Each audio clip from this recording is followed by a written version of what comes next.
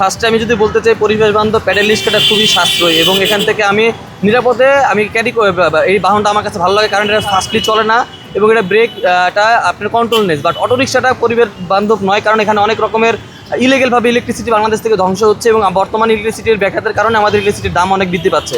তো আমি সবসময় প্রায়োরিটি দিচ্ছি যে প্যাডেল রিক্সাটা আমাদের জন্য গ্রহণযোগ্যতা।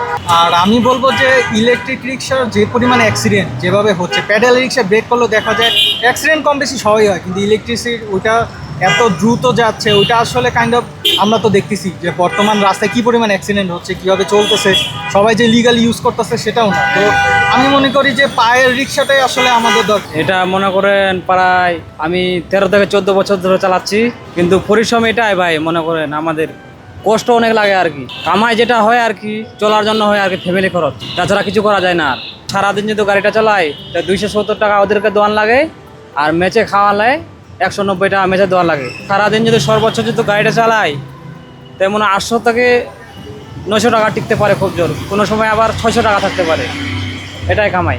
এই রিক্সা আমাদের জন্য যাতায়াতের অনেক সুযোগ সুবিধা হয় এবং দেশের বিদ্যুৎ সঞ্চয় এগুলো কম হয়, বিদ্যুৎ কম খরচ হয়।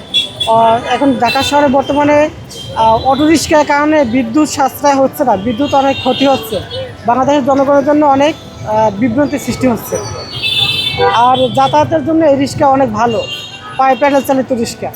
আমি আমার মেয়েকে স্কুল থেকে বাসায় নিয়ে যাচ্ছি, আমার যাতায়াতের সুবিধা হয় রিক্সাতে, আমি সবসময় এই রিক্সাতে আর কি যাতায়াত করি। হ্যাঁ, সেফ সিকিউরিটি আমার সুবিধার ক্ষেত্রে সময় বাঁচে, অনেক কাজে থাকি, খুব তাড়াতাড়ি যাওয়া আসা হয়, মানে আর কি সব দিক থেকে সুবিধা হয়। এখানে পায়ে চালিত যে রিক্সাগুলো আছে এই রিক্সাগুলো আমাদের জন্য উপকার আমরা মনে করি, কেননা অটো যে রিক্সাগুলো চলে ওই রিক্সাগুলো ব্রেক করতে গেলে তার অনেক ঝামেলা হয়, ওটা গতি আছে, ওটা কন্ট্রোল মিস হয়ে যায়। আর হাতে পায়ে চালিত যেই সমস্ত রিক্সাগুলো আছে আমরা মনে করি যে পুরো ঢাকা শহরে এই রিক্সাগুলো থাকাতে ভালো হবে। রিক্সাতে যখন আমি চলেছি আমার অনেক ভালোই লেগেছিল, অ্যান্ড এটা প্যাডেল চালিত রিক্সা, সো এটাতে অনেক কমফর্ট ফিল করবে সবাই। অ্যান্ড আই ওয়ান্ট সবাই যেন এটার মধ্যে উঠে একবার হলেও মানে ফিল করে যে কেমন। খুবই পরিবেশ বান্ধব হয়, কারণ এটাতে হচ্ছে আপনার দূষণ হয় না, লাইক পরিবেশ দূষণ হয় না, কম ধুলাবালিও খুব কম উড়ে।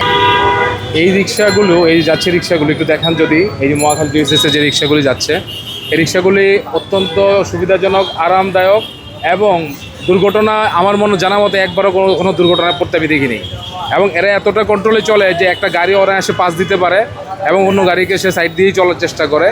এই গাড়িটা যদি প্রচলিতভাবে চালু থাকে, সবসময় যদি চালু থাকে, তাহলে ইলেকট্রিক বিদ্যুতের যেমন সাশ্রয় ঘটবে, তেমনি পরিবেশ বান্ধব মানুষ বায়ু দূষণ থেকেও মুক্ত পাবে এবং বাচ্চারা নিরাপদে স্কুল, অফিস, আদালতে যেতে পারবে বলে আমি মনে করি।